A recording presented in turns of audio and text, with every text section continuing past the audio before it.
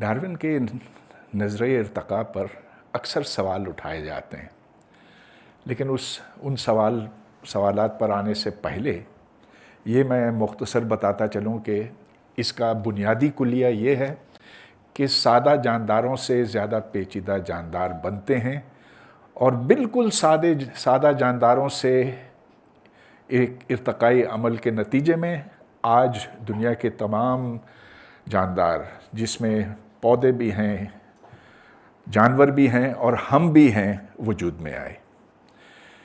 اس کے لیے بہت وقت درکار تھا۔ کتنا وقت یہ ڈارون کو بھی نہیں پتا تھا، لیکن اس کو یہ ضرور پتا تھا کہ بہت وقت چاہیے۔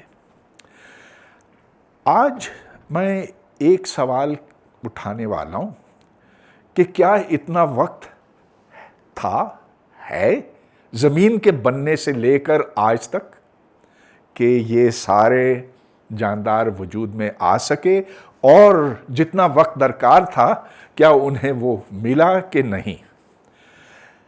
تو اس سے یہ سوال اٹھتا ہے کہ زمین کتنی پرانی ہے۔ اگر زمین ابھی بنی تو پھر اس کا مطلب یہ کہ اس کے لیے تو ٹائم ہی نہیں ہے۔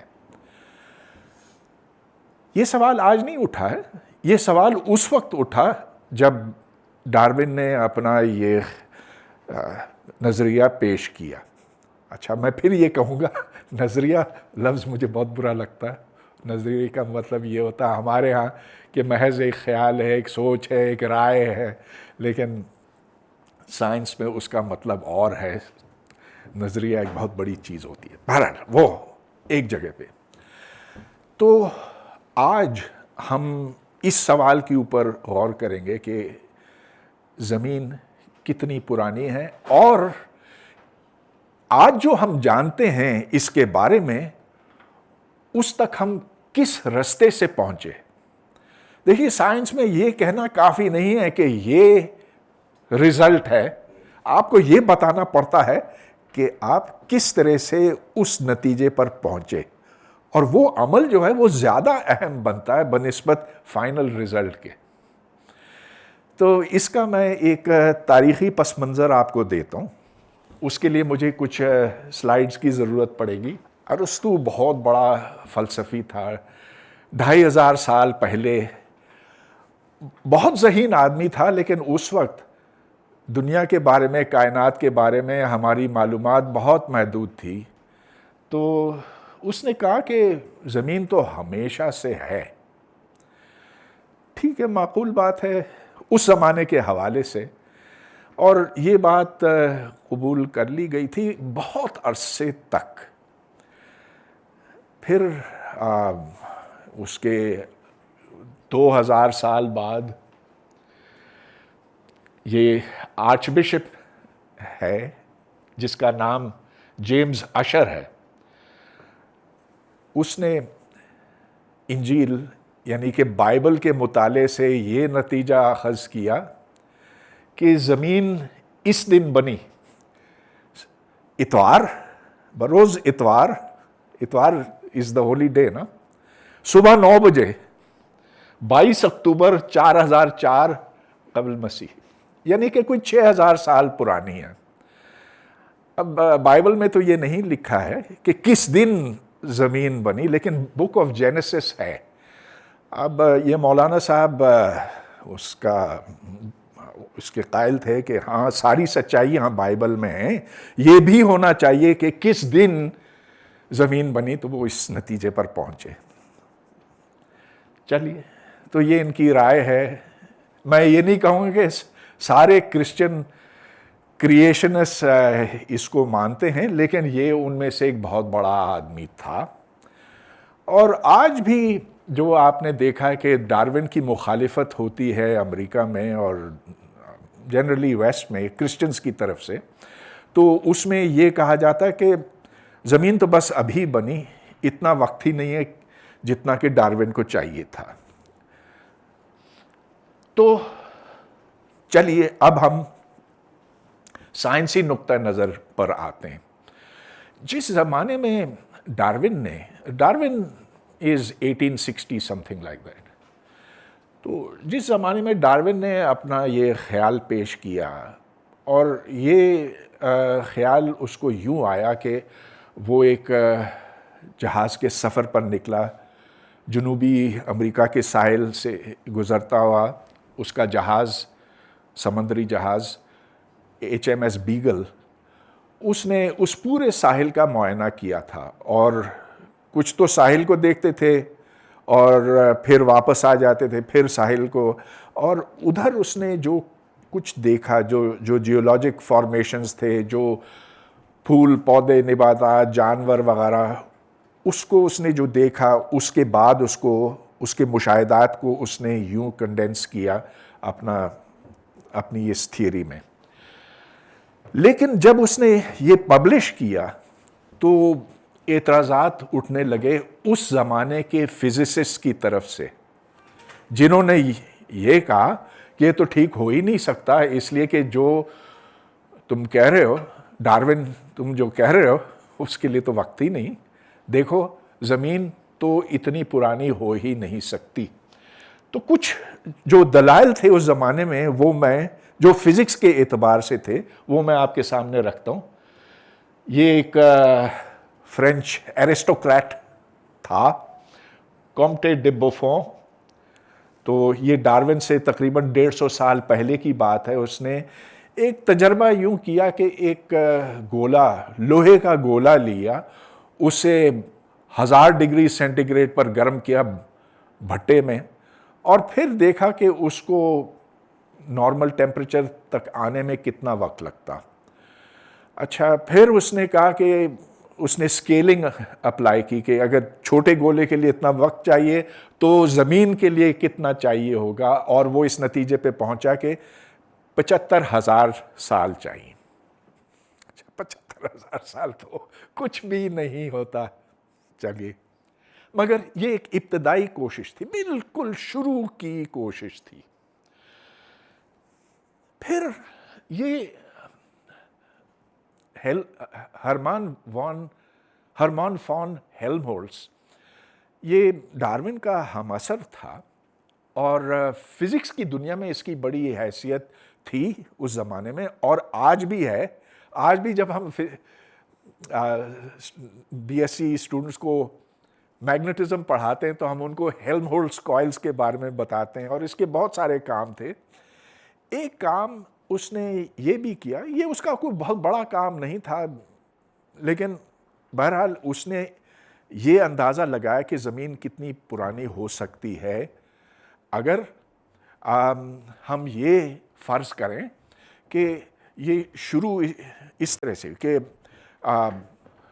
ادھر ایک دھواں تھا، نیبیولا تھا، اور یعنی کہ دھواں گیس کا، اور یہ اپنی گریویٹیشنل پریشر کی وجہ سے، پل کی وجہ سے اندر سکڑتا یوں چلا گیا. اس کی جو گریویٹیشنل انرجی ہے وہ گرمی میں تبدیل ہوئی. تو یہ آپ جانتے ہیں کہ جب ادھر ایک مادے کا ٹکڑا ہوتا اور ادھر ایک ہوتا تو ان کے بیچ میں کشش ہوتی ہے. جب یہ ایک دوسرے کے نزدیک آتے ہیں تو ان کی گریویٹیشنل انرجی کم ہو جاتی ہے اور یہ تبدیل ہو جاتی ہے کسی انرجی کی کسی دوسری صورت میں. وہ گرمی ہو سکتی ہے، وہ حرکی توانائی ہو سکتی ہے. بہرحال جب یہ کشش ثقل کی توانائی تبدیل ہوتی ہے تو پھر وہ چیز گرم ہو جاتی ہے.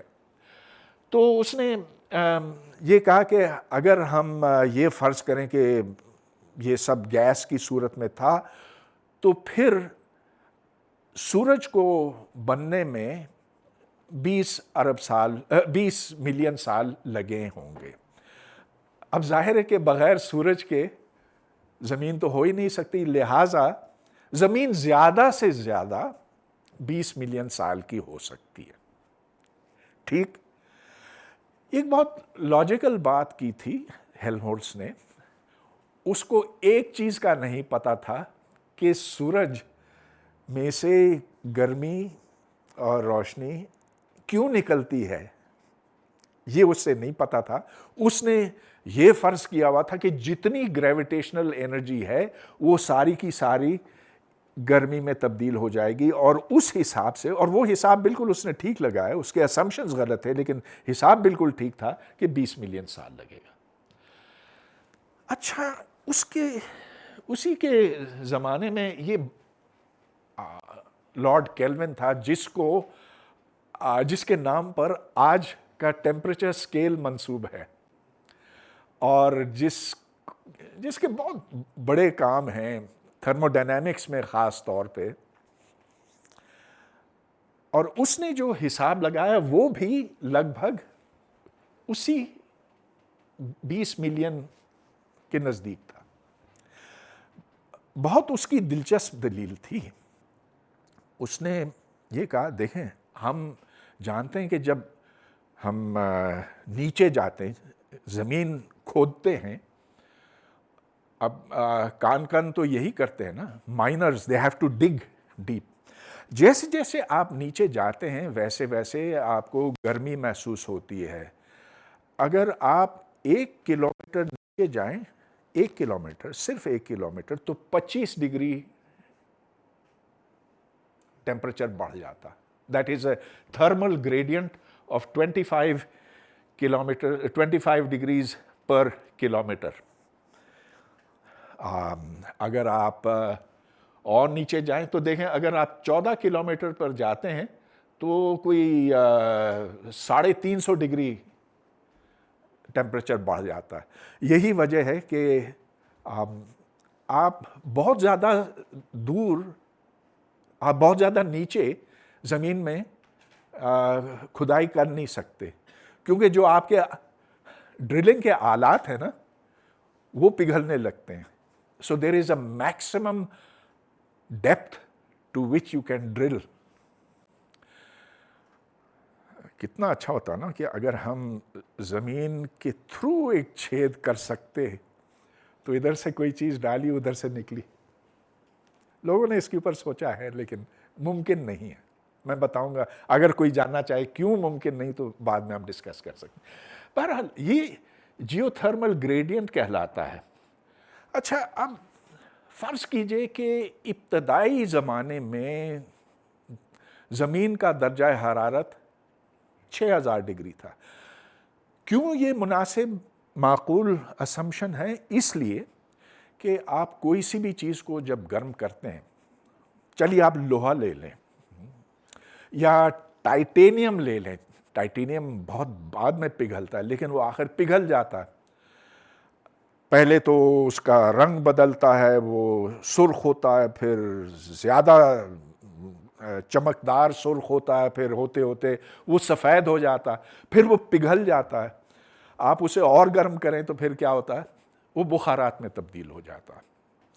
لہٰذا آپ کسی دھات کو، وہ لوہا ہو یا ٹائٹینیم ہو یا کوئی اور ہو، آپ اس کو 4-5 ہزار ڈگری سے زیادہ گرم نہیں کر سکتے، اس کے بعد وہ بکھر جاتا ہے، وہ اڑ جاتا ہے، بخارات میں تبدیل ہو جاتا۔ تو چلیے ہم فرض کر سکتے ہیں کہ 5000 میکسیمم ٹیمپریچر ہے، چلو 5 نہیں تو 6000 ہے، اس سے زیادہ تو ہو ہی نہیں سکتا۔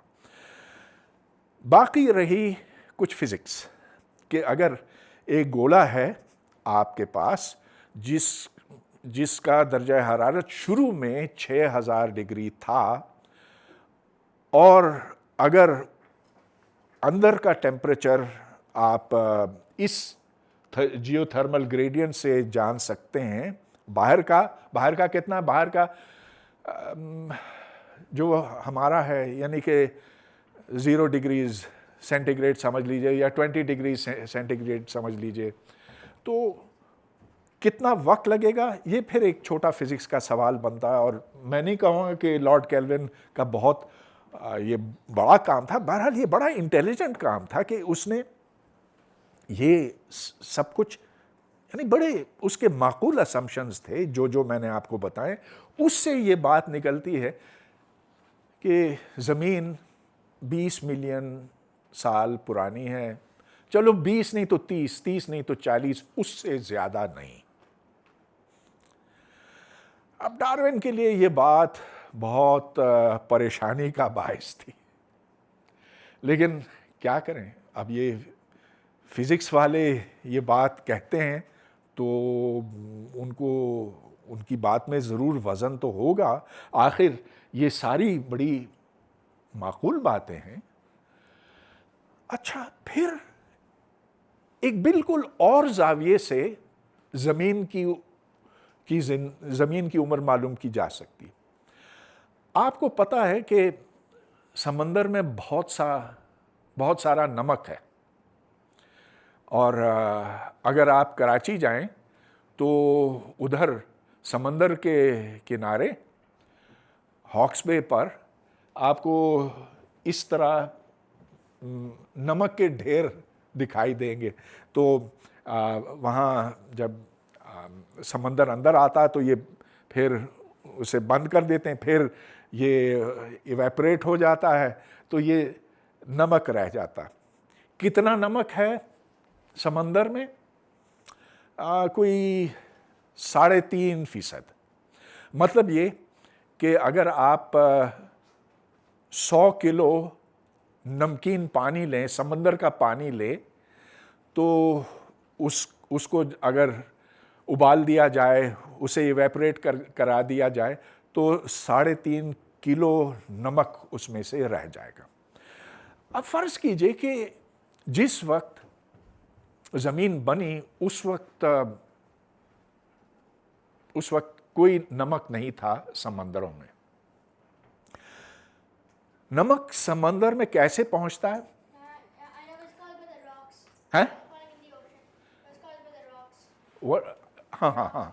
ہاں، بہت اچھی بات ہے۔ So let me explain a little bit about that.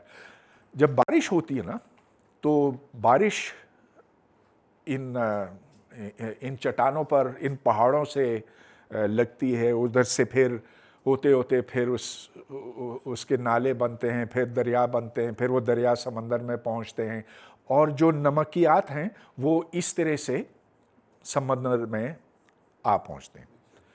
اچھا، اب پانی خود تو نہیں گھول سکتا ہے اس کو، لیکن پانی کے اندر کاربن ڈائی آکسائڈ تھوڑی سی ہوتی ہے، یعنی کہ کاربونک ایسڈ ہوتا ہے۔ یہ کاربونک ایسڈ ان چٹانوں کو، اس مٹی کو پگھلاتا ہے، اس میں سے نمک کھینچ لیتا ہے، پھر وہ پانی جاتا ہے سمندر میں۔ تو اس کا مطلب یہ کہ زمین جتنی زیادہ پرانی ہوگی اسی حساب سے زیادہ اس میں نمک ہونا چاہیے۔ اچھا، تو اگر آپ یہ کیلکولیشن کریں تو اس سے پھر یہ نتیجہ نکلتا ہے۔ اچھا، یہ کیلکولیشن اسی زمانے میں 1890 کے لگ بھگ، یعنی کہ ڈارون اس وقت نہیں تھا، لیکن یہ بھی پچھلے اندازوں سے مطابقت رکھتا ہے۔ چلیے 5 گنا اس سے زیادہ ہے، 100 million years.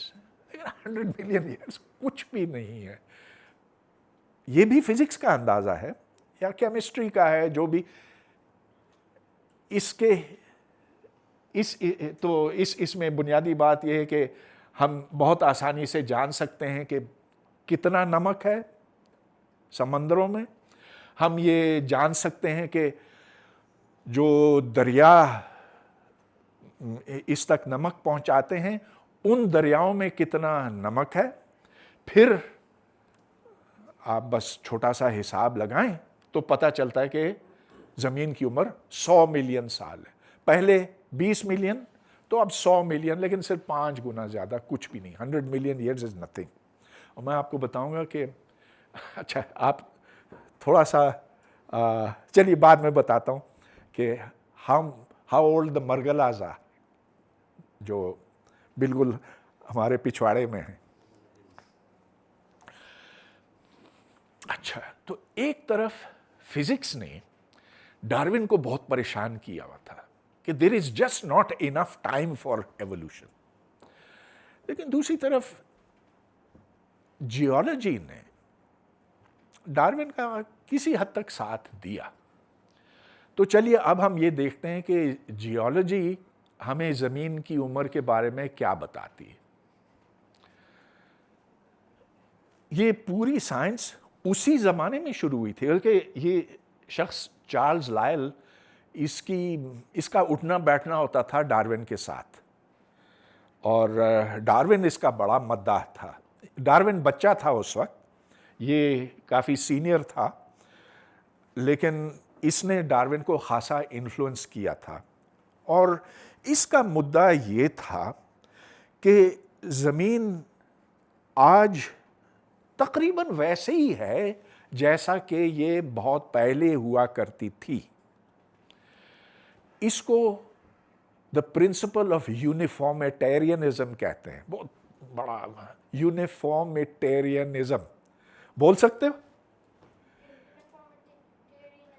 Very good, very good, very good, okay good.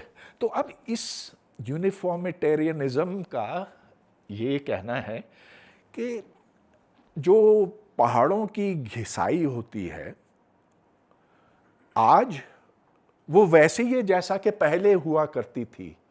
اس پر سے جو چٹان اور مٹی نیچے گرتی ہے، جس طرح سے ہوا اور بارش اور طوفان اسے نیچے لاتے ہیں، اس کو ایروڈ کرتے ہیں، وہ رفتار ویسے ہی ہے جیسا کہ پہلے تھی، اور بہت معقول بات ہے۔ Why should it change?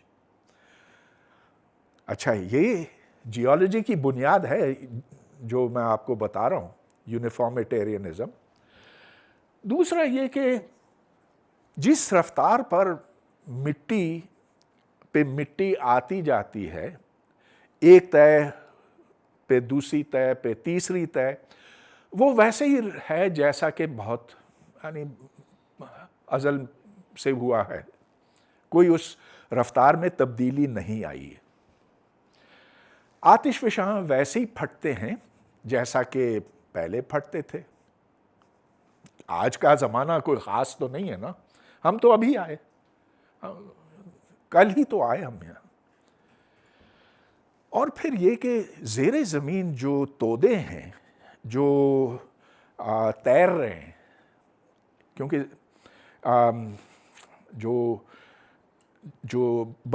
برے صغیر ہوتے تھے پہلے، وہ اب بھی ویسے ہی ہیں، اور جو اس کے نیچے جو ایک لیکوڈ کور ہے، وہ تو ویسے ہی جیسے پہلے تھا۔ خیر ڈارون کو نہیں پتا تھا، لائل کو نہیں پتا تھا اس لیکوڈ کور کے بارے میں، لیکن یہ پتا تھا کہ دیر از کانٹیننٹل ڈرفٹ۔ اچھا، اب آگے چلنے سے پہلے میں جاننا چاہتا ہوں یہ کیا ہے؟ Would you like to have a slice? کیا چیز ہے یہ؟ ہاں، that's a chocolate cake. That's a chocolate cake. تو چاکلیٹ کیک کو اگر ہم چھری سے کاٹیں تو ہمیں پتہ چلے گا کہ یہ باہر اور اندر ایک نہیں ہے، کہ اس کی تہیں ہیں۔ آپ کو یہ پتہ چلے گا کہ جس نے یہ کیک بنایا اس نے پہلے یہ تہ ڈالی، پھر یہ، پھر یہ، پھر یہ، پھر یہ، پھر یہ، یعنی کہ تہ پر تہ پر تہ یہ کیک بنا۔ اچھا، اس کو ہم نے چھری سے کاٹا اور دیکھا کہ یہ لیئرز ہیں، مختلف ہو سکتے ہیں، ایک جیسے ہو سکتے ہیں، لیکن یہ تہیں ہیں جو آپ کو یہ میسج پہنچاتے ہیں کہ یہ کیک ایک وقت پر نہیں بنا۔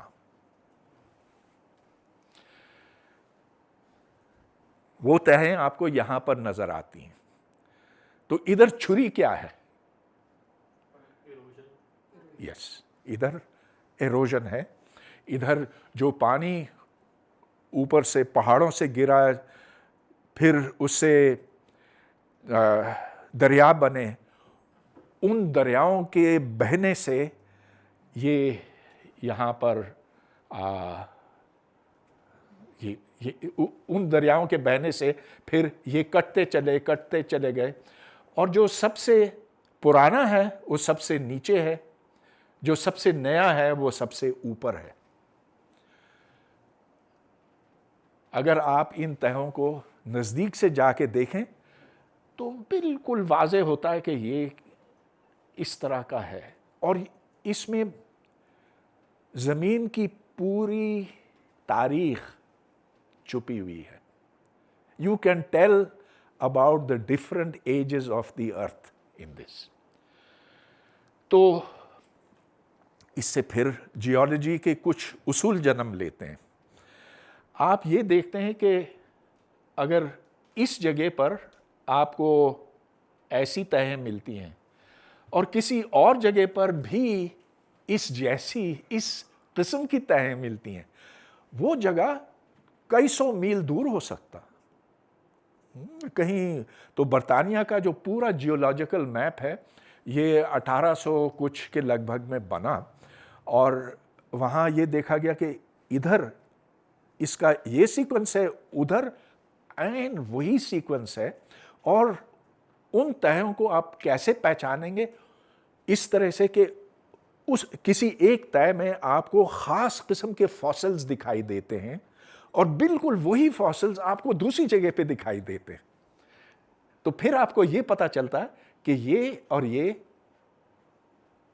ایک ہی طے کے ہیں، اور آپ کو یوں بھی یہ بھی پتا چلتا ہے کہ یہ پہلے آیا، یہ بعد میں، اس کے بعد میں، اور یہ پورا ایک سیکوینس آپ کے سامنے آ رہا ہے۔ تو مختصر یہ کہ یہ پرانا ہے، لیکن یہ اس سے بھی زیادہ پرانا ہے، لیکن کبھی کبھی یہ ترتیب گڑبڑ ہو جاتی ہے۔ ایک اچانک ایک نئی چیز آپ کو دکھائی دیتی ہے، اور وہ اصل میں سب سے کم عمر ہے۔ یہ کیسے ممکن ہے؟ کوئی بتا سکتا ہے کیسے ممکن؟ یس؟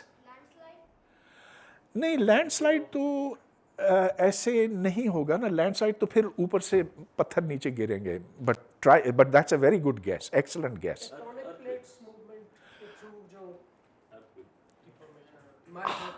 ہاں، اگر زمین اوپر اٹھے تو پھر وہ ترتیب بدل جاتی ہے، یا ہاں folding, yes, it can be through folding. So you apply stress this way and then the whole thing folds. یہ ہو سکتا۔ anything else? Excellent. Volcanic, بالکل بالکل بیچ زمین میں سے کوئی چیز پھوٹتی ہے، اوپر آتی ہے، تو وہ پھر ایک نیا طے بنائے گی۔ گویا کہ اس طرح کی چیز ممکن ہو سکتی ہے۔ تو اب آپ یہ دیکھیں کہ یہ سب سے نیا ہے، پھر پرانا، لیکن یہ ڈی اچانک زمین، یہ ہو سکتا ہے کہ لاوا کی وجہ سے آیا ہو۔ مرگلا کی پہاڑیوں پر اگر آپ کبھی جائیں تو آپ کو دکھائی دے گا وہاں کہ ادھر بھی کئی تہیں، اور یہ بہت واضح ہے کہ ادھر اس قسم کا پتھر ہے، تھوڑا سا آپ اوپر جائیں تو دوسری قسم کا پتھر ملتا ہے، پھر کچھ اور۔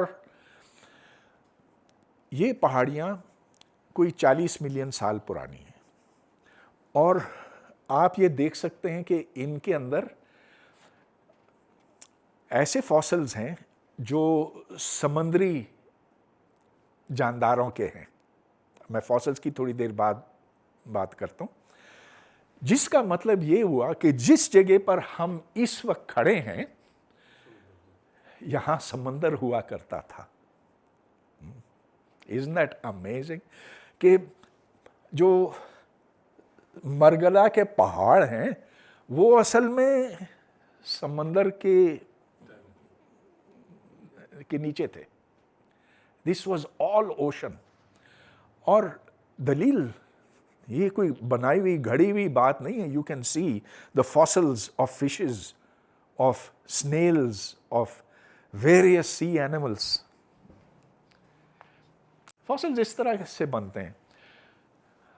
تو مثال کے طور پر کوئی مچھلی ہے، اب یہ मछली नॉर्मली तो मर जाती है, इसको कोई दूसरा जानवर, कोई दूसरी मछली खा जाती है, लेकिन कभी कभी ऐसे भी हो सकता कि इस पर कोई मिट्टी गिरे और अगर उस वक्त और अगर उसको इतनी अच्छी तरह से पैक कर ले तो उसका गोश्त तो ख़त्म हो जाएगा, लेकिन उसकी हड्डियां रह जाएंगी, उसका ढांचा रह जाएगा।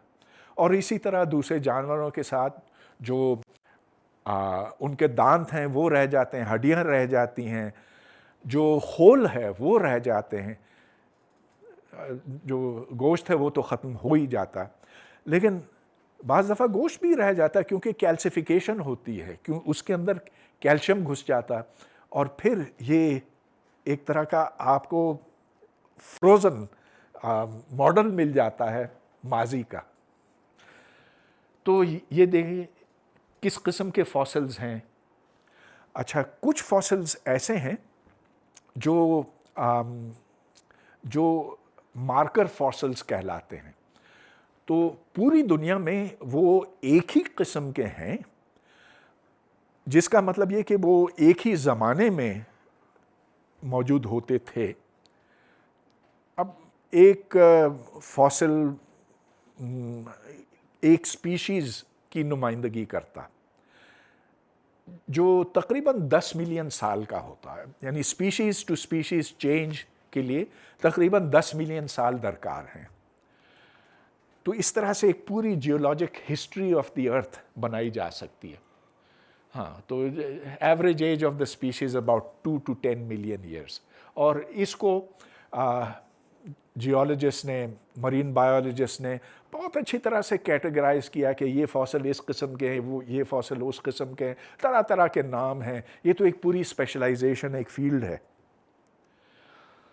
अच्छा, तो मुख्तसर ये कि जो हमारी पुरानी फिज़िक्स थी, मेरा मतलब ये कि जो हेल्महोल्ट्ज़ की थी, जो केल्विन की थी, जो उसके वो जो नमक वाला एक्सपेरिमेंट है जोली जिसने किया नाम था, तो that was saying anywhere from 20 to 100 million years. लेकिन सिर्फ एक स्पीशीज़ को बदलने में आपको 2 से 10 मिलियन साल चाहिए और हज़ारों लाखों स्पीशीज़ गुजरी हैं। तो there is not enough time, physics is not giving you enough time. ठीक है, जियोलॉजी के हवाले से 400 से, देखिए इसके बारे में कोई रिलायबल बात नहीं की जा सकती थी 1930s से पहले। तो बस तुक्केबाजी ही चलती थी। 200 मिलियन है, 400 मिलियन है, 800 मिलियन है, पर उससे ज़्यादा नहीं हो सकता। अच्छा, तो ये तो बहुत ही कम है, ये कुछ बेहतर है, लेकिन इतना बड़ा तज़ाद क्यों है इसमें? यहाँ 100 मिलियन या 20 मिलियन भी हो सकता और इधर 800 मिलियन तक। तो एक यहाँ की बात है, एक वहाँ की बात है, ये तो कोई बहुत परेशानी होती है ना। आखिर हम साइंसदान हैं, साइंस इज़ अबाउट प्रिसिशन, और इतनी दूर दूर का मारना अच्छा नहीं लगता। अरे भाई, अभी मैं उस पर आ रहा हूँ। That was before the discovery of radio activity. तो अब my next thing is radio activity, next thing is radio activity. और दो बड़े लोग हैं, दो बड़े नाम लिए जाते हैं। एक हेनरी बेकरल का, तो बेकरल की कहानी बड़ी मज़े की है। वो कुछ एक्सपेरिमेंट्स कर रहा था, उसने जिस मटेरियल पे वो एक्सपेरिमेंट कर रहा था वो उसने अपने डेस्क के ऊपर वाले दराज में रखा।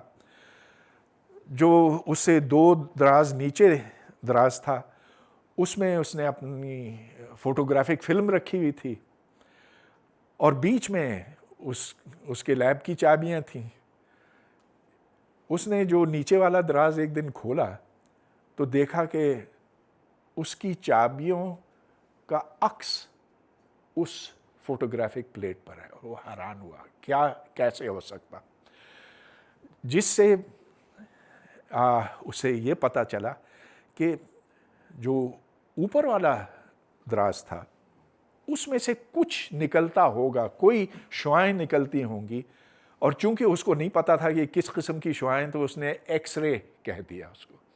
سو this was some natural X ray emitting material, اور نیچے فوٹوگرافک پلیٹ تھا. تو یوں پتہ چلا کہ یہ کہ ایکس ریز جیسی چیز ہوتی ہے, اور یہ کہ اس خاص مٹیریل میں سے نکلتی ہیں, جس کو پچ بلینڈ کہتے ہیں. تو پچ بلینڈ پہ ایکسپیریمنٹس کچھ کر رہا تھا. اب اسی زمانے میں اور اسی شہر میں میری کیوری بھی تھیں. ان کی شادی تھی پیئر کیوری کے ساتھ, لیکن اور دونوں کو نوبیل پرائز ملا, پیئر کو بھی اور میری کو بھی, مگر کام زیادہ میری کا تھا. انہوں نے نوبیل پرائز والوں نے کہا کہ ہم یہ عورت کو تو دے نہیں سکتے. جینڈر بائس ہاں اب بھی ہے, لیکن اس زمانے میں بہت زیادہ تھا. تو پیئر ویسے اس کے ساتھ ساتھ کام کرتا تھا, وہ بھی کافی ذہین آدمی تھا, لیکن she did all the work. Any way وہ ایک الگ بات. تو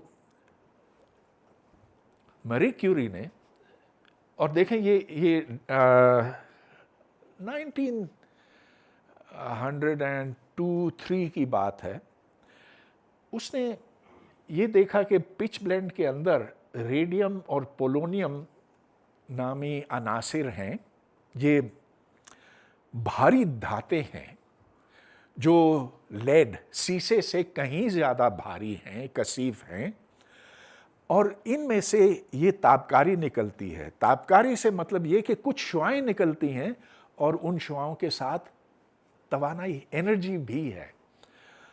اگر آپ 1 گرام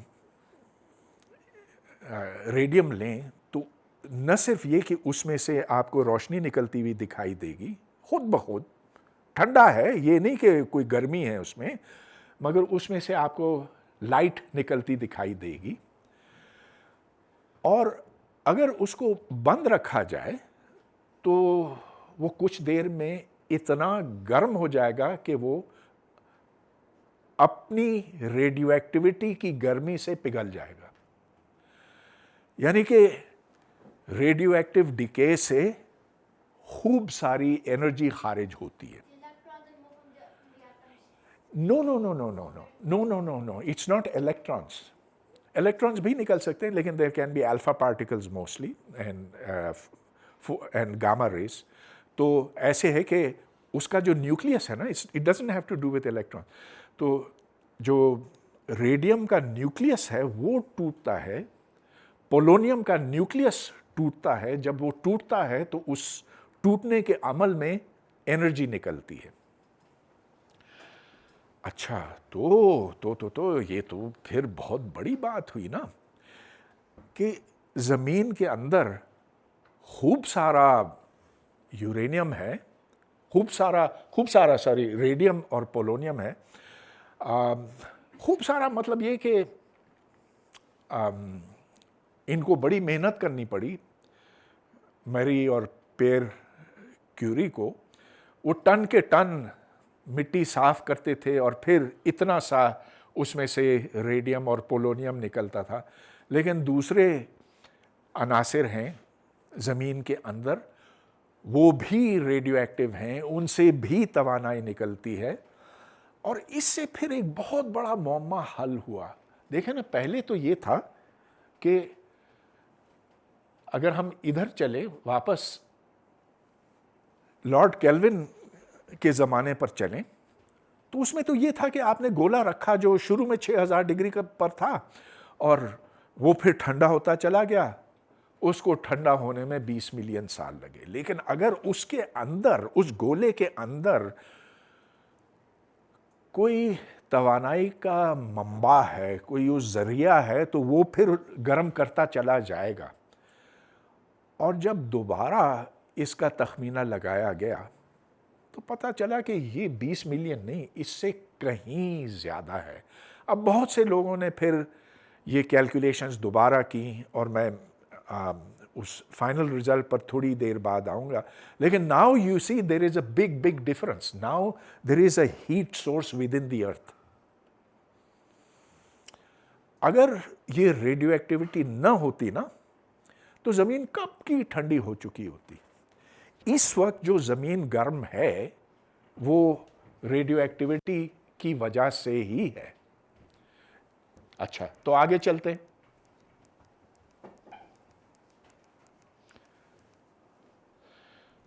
اچھا، ہاں، یہ ایک چھوٹی سی تصویر ہے، یہ بتاتی ہے کہ ایکچولی ہوتا کیا ہے ریڈیو ایکٹیویٹی میں. کوئی ایٹم ہے، ریڈیو ایکٹیو ایٹم، اس میں سے کوئی پارٹیکل نکلتا. وہ پارٹیکل 3 طرح کے ہوتے ہیں. ریڈیو ایکٹیویٹی جو نکلتی ہے نا 3 قسم کی ہوتی ہے. پتہ ہے کون سی؟ Very good. Tell us a little bit about that. You're a very bright boy. ہاں، بتاؤ. اچھا، الفا پارٹیکلس یہ اچھے خاصے موٹے ہوتے ہیں، بڑے ہوتے ہیں. مطلب یہ کہ اس میں 2 پروٹون 2 نیوٹران ہوتے ہیں، اور زیادہ ریڈیو ایکٹیویٹی تو الفا پارٹیکلس کی شکل میں نکلتی ہے. مگر الفا پارٹیکل جو ہیں وہ زیادہ دور تک جا نہیں سکتے.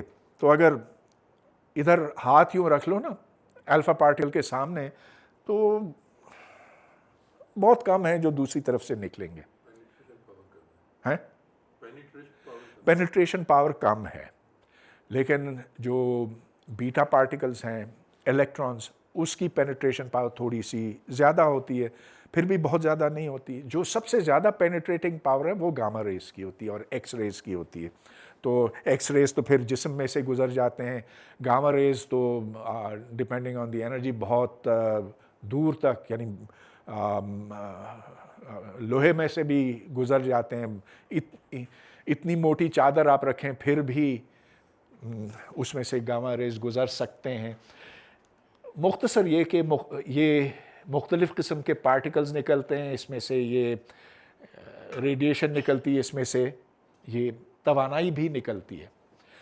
اچھا، اب ہمارے پاس ایک نیا طریقہ آ گیا جس سے ہم جان سکتے کہ کون سی شے کتنی پرانی ہے.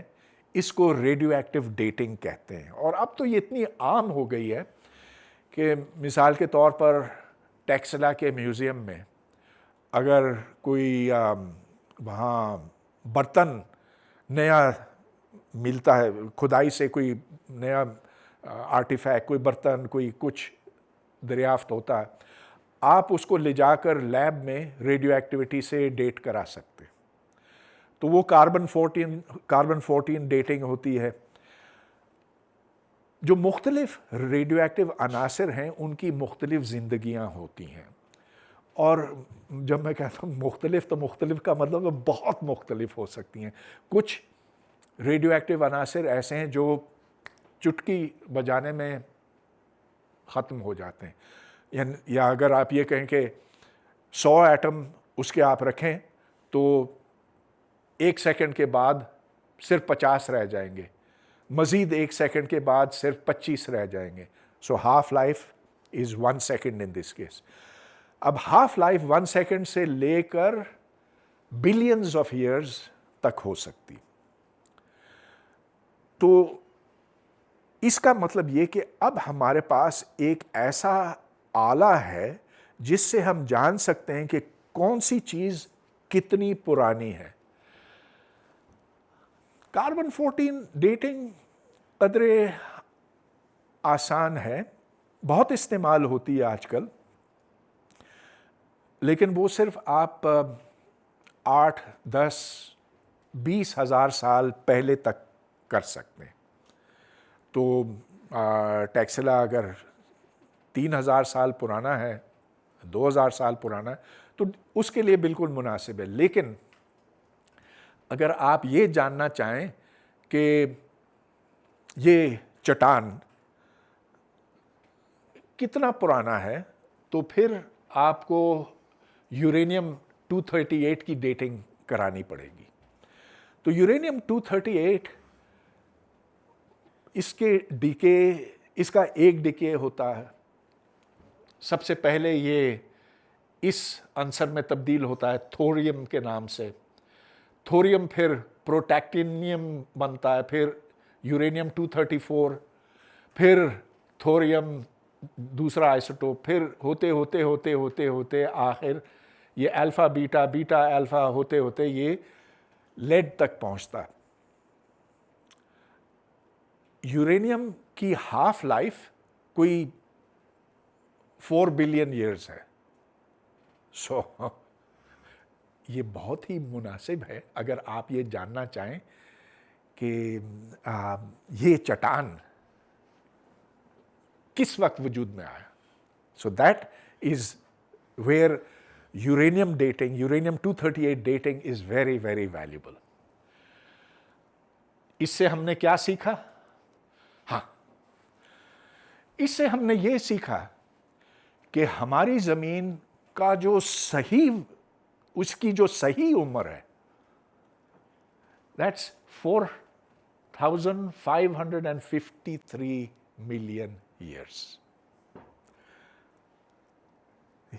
نہ صرف یہ، لیکن چاند سے ہم پتھر اٹھا کر لائے تھے نا واپس، جب اپولو مشن وہاں گیا تھا 1973 میں غالباً، تو اسے یہ پتا چلا کہ چاند، ارے نہیں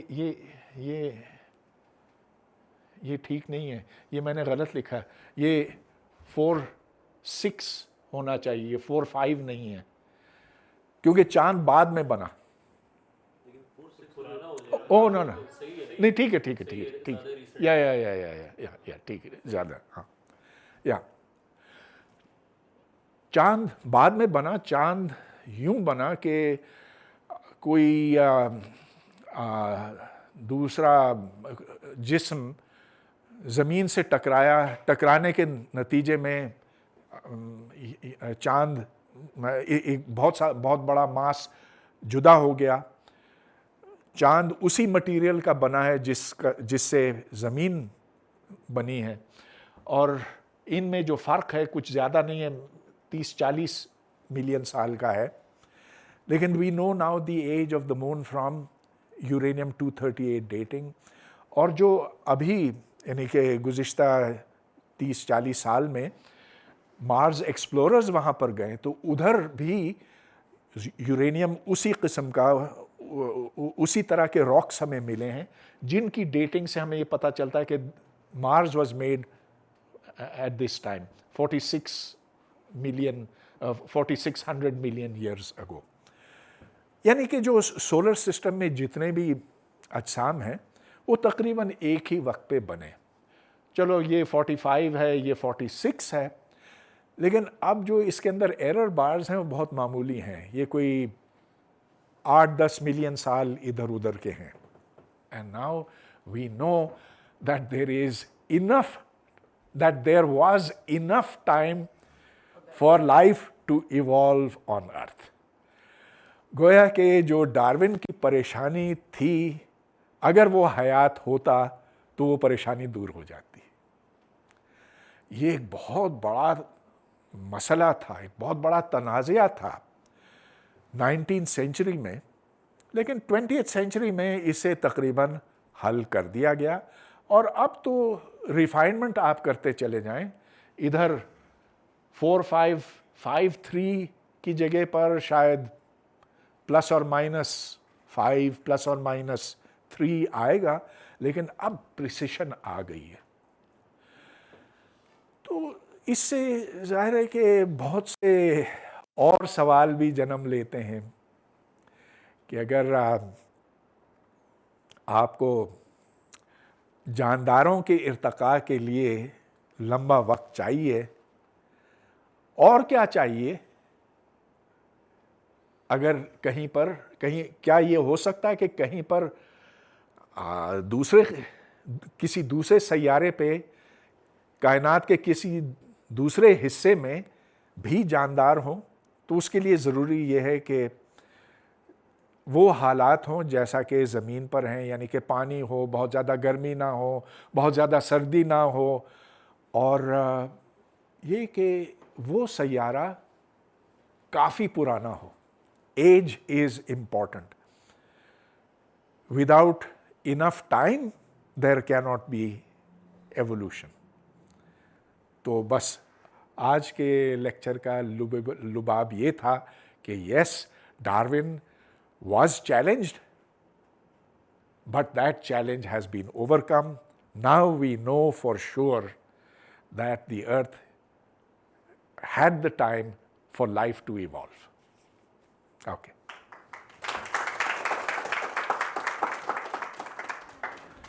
How did the idea of evolution came into the mind of the Darwin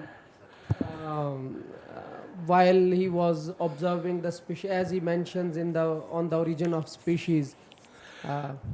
اس پہ کچھ ہاں، تو ایسے ہوا کہ جب ڈارون نے جب وہ اس جہاز پر اس نے ساحل کا معائنہ کیا، اس نے دیکھا کہ یہ مختلف تہیں ہیں، ہر تہہ کے اندر خاص قسم کے فاسلز ہیں، اور یہی فاسلز آپ کو یہاں دکھائی دیتے ہیں جو 1000 میل دور دکھائی دیتے ہیں. یعنی کہ یہ ایک ہی وقت پہ بنے، اور ہر تہہ جو ہے وہ کمپلیٹ جیولوجیکل ریکارڈ ہے اس عہد کا. تو یہ خیال آیا کہ سارے جاندار ایک وقت پہ نہیں بنے. تو دیکھیں جو روایتی نظریہ تھا نا، وہ یہ کہ جو کچھ تھا، جو کچھ ہے، وہ ہاں ازلی ہے. بس وہ بن گیا، حکم ہوا، سب اس کے بعد بن گیا، اور کہ جو جاندار آج ہیں اور جو پہلے تھے ان میں کوئی فرق نہیں ہوتا. لیکن اس نے دیکھا کہ وقت کے ساتھ ساتھ کیسے فرق آتا چلا گیا. پھر جب وہ گیا گیلاپاگوس آئلینڈز، تو یہ کوئی 26-27 جزیرے ہیں. ادھر اس نے یہ دیکھا کہ یہ دراصل والکینک آئلینڈز ہیں. تو سمندر کے اندر سے آتش فشاں ایکٹیویٹی کے نتیجے میں یہ اوپر اٹھے. تو پھر اس نے سوچا کہ یہ کیسے ہو سکتا ہے کہ ادھر جاندار پہنچے ہوں. شروع کے وقتوں میں تو یہ تو خالی ہی ہوں گے. پھر اس نے یہ دیکھا کہ اگرچہ کچھ جاندار ہیں، کچھ قسم کے پرندے ہیں، کچھ کچھوے ہیں، لیکن ادھر میملز کوئی نہیں ہے. تو پھر سوال یہ پیدا ہوا کہ یہ کیسے پہنچے. تو پھر اس نے سوچا کہ چلو کوئی طوفان آیا ہوگا، اس طوفان نے ان کو کسی طرح سے ان جزیروں تک پہنچایا ہوگا، یا کوئی درخت کے تنے پر جو سمندر کے سطح پر تیر رہا ہے اس پر کوئی کچھوا آ گیا ہوگا لپٹ کر. اس طرح سے کوئی جاندار وہاں پہنچے. لیکن پھر یہ کیوں ہے کہ اس جزیرے پر جو پرندے ہیں اور یہ کچھ وہ ڈارونز فنچز کہلاتے ہیں، تو ایک کی چونچ لمبی ہے، ایک کی چھوٹی ہے. تو پھر اس نے یہ وجہ نکالی کہ اس جزیرے پر جو زمین ہے وہ سخت ہے، اس پر نرم ہے. ادھر سے کیڑا نکالنے کے لیے اس کو لمبی چونچ کی ضرورت ہے، تو وہ چھید کرتا ہے زمین میں تاکہ اس کو کھینچ کر نکال سکے. یعنی کہ جو جاندار ہیں وہ اپنے ماحول کو دیکھ کر اپنی نسل بڑھا سکتے ہیں. تو اس طرح سے اس کو ایولیوشن کا خیال آیا. انسانی تاریخ 10,000 سال کی جو ریکارڈیبل ہے، کیا اس میں ہم نے کوئی بہت ہی، یہ ہے تو بہت کم عرصہ، لیکن اس میں کوئی ہم نے تبدیلی آبزرو کی جو ایولیوشن کو सपोर्ट कर सके? ये आपको किसी और से पूछना होगा, क्योंकि ज़रूर इसका कोई अच्छा जवाब है, लेकिन मेरा ख़्याल है कि जितनी ज़हानत अब है उतनी पहले थी। आखिर अरस्तू और हम में कोई ऐसा फ़र्क तो है नहीं। इसके लिए बहुत लंबा अरसा चाहिए। देखें ना, एक स्पीशीज़ जो है उसके लिए 2 से 10 मिलियन साल चाहिए होते हैं। माइक्रो एवोल्यूशन तो होता है, मतलब ये कि जैसा कि कोविड-19 का वायरस है, उसकी नई नई किस्में निकलती हैं। ओमिक्रॉन निकल गया, पहले ऑर्डिनरी कोविड था, उससे ओमिक्रॉन निकल गया, फिर कुछ और निकला, फिर कुछ और निकला। ये तो लैब में हम देख सकते हैं। लेकिन क्या इंसान में फ़र्क आया है? हाँ, जो आप देखते हैं सिर्फ 1 मिलियन साल पहले और अब में, तो बहुत वाज़े फ़र्क है। लेकिन 1 मिलियन साल तो बहुत लंबा अरसा होता है ना। 10,000 साल में क्या फ़र्क आया है, I don't know. Is it measurable?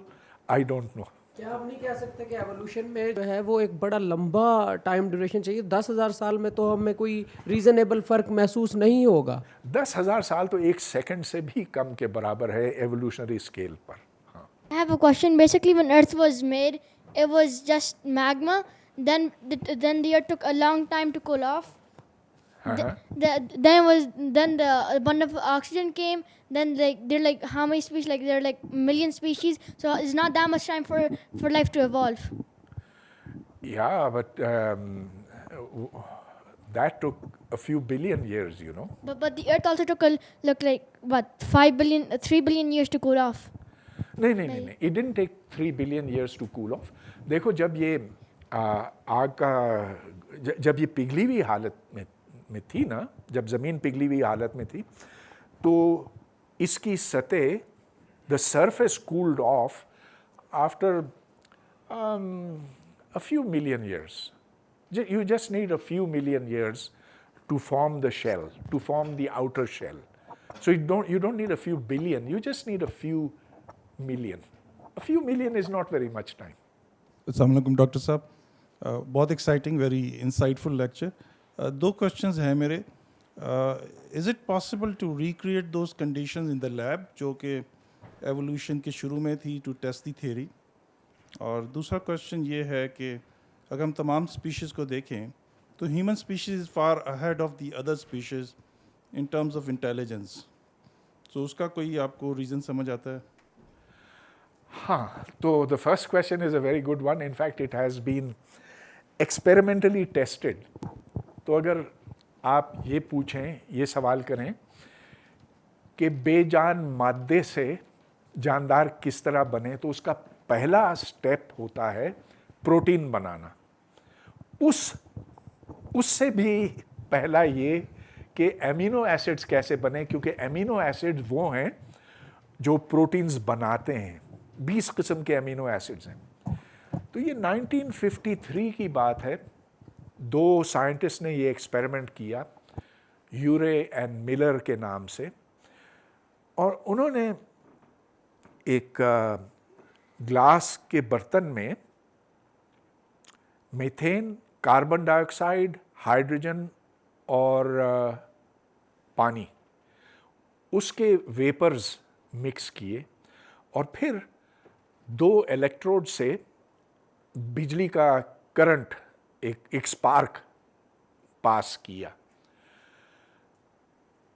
फिर उसके नतीजे में जो कंपाउंड बने, उसकी केमिकल एनालिसिस हुई, जिससे ये पता चला कि इस तरीके से एमिनो एसिड्स बनते हैं। अब एमिनो एसिड्स अगर आपके पास हों तो फिर उसका अगला स्टेज है प्रोटीन। प्रोटीन से फिर जो बुनियादी किस्म के जानदार हैं, जो प्रोकैरियोट्स कहलाते हैं, वो बनते हैं। फिर जो पूरा इर्तिकाई अमल है वहाँ से शुरू होता है। जो हमने देखा है, जो फॉसिल्स देखे हैं, وہ ہمیں یہ بتاتے ہیں کہ پہلے پروکیریٹس تھے, پھر یوکیریٹس, پھر سنگل سیلز, پھر وہ سلسلہ چلتا چلا گیا.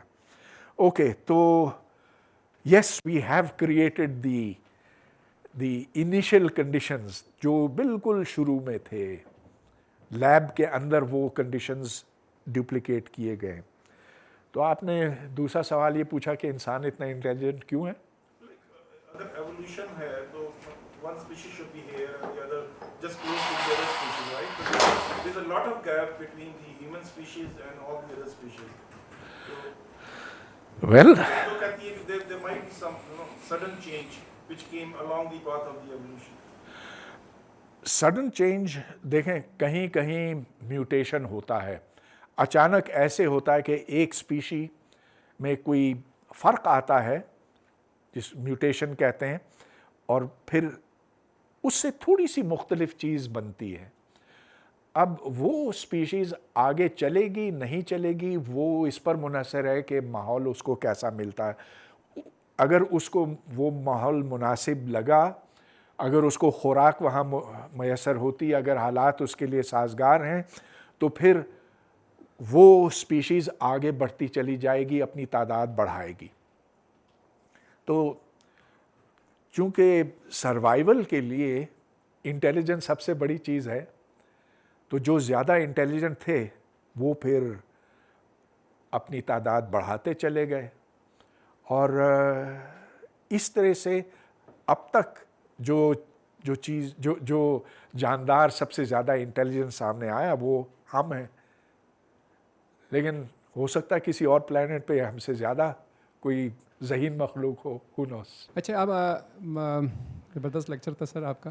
ایک تو یہ جو ہمارے پاس دو ایڈوانس ٹیکنیک ابھی جو موجودہ حالات میں ہیں, ایک ہے ڈی این اے جس کے ہم کوڈڈ تقریباً کافی ڈیکوڈ کر چکے ہیں, اور دوسرا ہے ہمارا یہ جو ڈیٹنگ ہے, یہ دو بہت پاورفل ٹولز ہیں. تو اس میں تو ہم میرا خیال ہے کہ تھاؤزنڈز آف ایئر کی چینج کو بھی شاید کر سکے. جس طرح مائگریشن ہے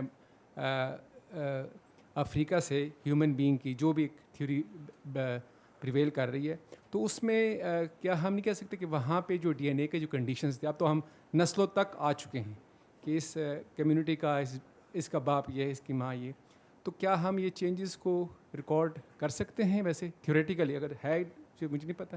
تو یہ دو جو پاورفل ٹولز ہیں, ڈیٹنگ اور ڈی این اے ڈیکوڈنگ, اس میں تو یہ ڈارون کی تھیوری کو بڑا ایزیلی پلیٹ پہ رکھ دیں گے, بہت ایزیلی ایکسپلین کر دیں گے. ڈارون کی تھیوری تو اس کی بنیاد ہے نا, جو پورا شعبہ اب ایک بنا ہے, پورے ڈپارٹمنٹس اس کے بنے ہیں, پاپولیشن جینیٹکس.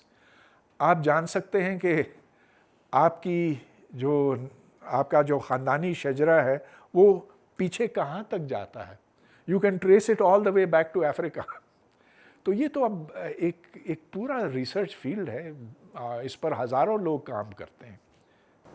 تو اس کے ساتھ ٹریڈس چینج ہو رہے ہیں, ہیومن ٹریڈ چینج ہونے کے 10 لاکھ سوال کا ساتھ تھا نا. دیکھیں ایڈیپٹیشن ہوئی ہے.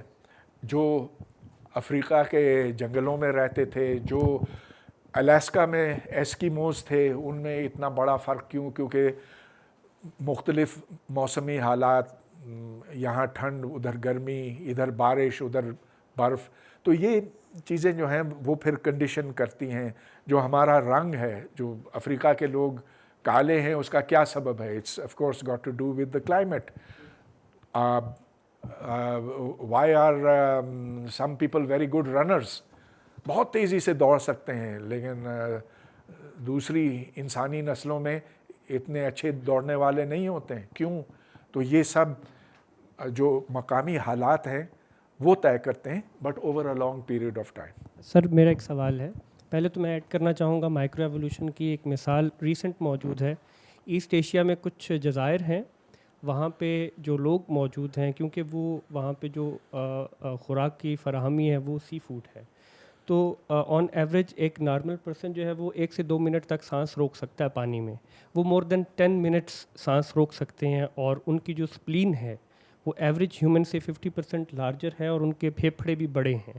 اور اب ان کا مجھے نام ذہن سے نکل گیا, لیکن آپ گوگل کر سکتے ہیں, ایسٹ ایشیا میں کچھ جزائر ہیں. میرے جو 2 سوال ہیں، ایک سوال یہ ہے کہ یہ انسان ہیں جن کی آپ جی جی انسان ہے، دس انسان ہے، واو دس از فیسینیٹنگ. یس. یعنی 10 منٹ تک وہ اپنی سانس روک جی، سکتے ہیں. اور کچھ ایسے ہیں جو مور دین 10 منٹس، اور وہ سارا دن شکار کرتے ہیں، یعنی ڈیپ ڈائیو کرتے ہیں، پھر واپس آ کے and then they can go on for 8 or 10 hours a day. اور یہ ریسنٹ کچھ ہزار سال میں یہ اڈاپٹیشن آئی ہے، کیونکہ وہ آئسولیٹ ہو گئے تھے وہ قبیلہ باقی یعنی بڑے جزیرے سے، تو ان کے لیے جو خوراک تھی وہ فقط جو ہے وہ سی فوڈ تھی. اور اسی طرح سائبیریا میں جو -60 -40 ٹالریٹ کرتے ہیں وہ لوگ نارملی عام انسان نہیں کر سکتے.